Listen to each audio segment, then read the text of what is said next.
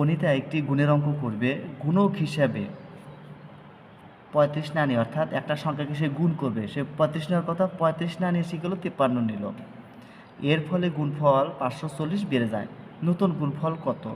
তা আমরা ধরি একটা সংখ্যা কি 30, এই 30-এর সাথে সে 35 গুণ করবে। আচ্ছা 30 সাথে 35 গুণ করতো, তাহলে রেজাল্ট আসে কত? 1050। সে কী করলো, এই 35 গুণ না করে সংখ্যাটা কী হলো, ঘুরিয়ে দিল, 53 উল্টে দিল, মানে 53 করলো। তো 30 সাথে 53 সে গুণ করলো, তাতে ফল পেল কত? 1950। আগে ফল ছিল কত? 1050, আর এখন ফল হচ্ছে 1950। তো বেশি কত? 540। এই কথাটা এখানে বলা হয়েছে।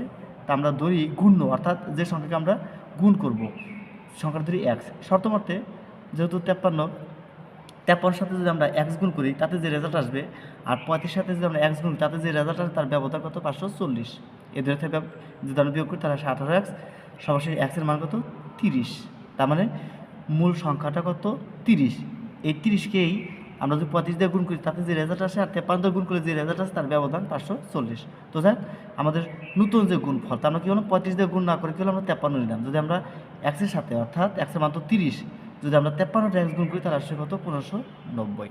তো এই স্টাইল অঙ্কগুলো আমরা এইভাবে দেওয়ার চেষ্টা করব।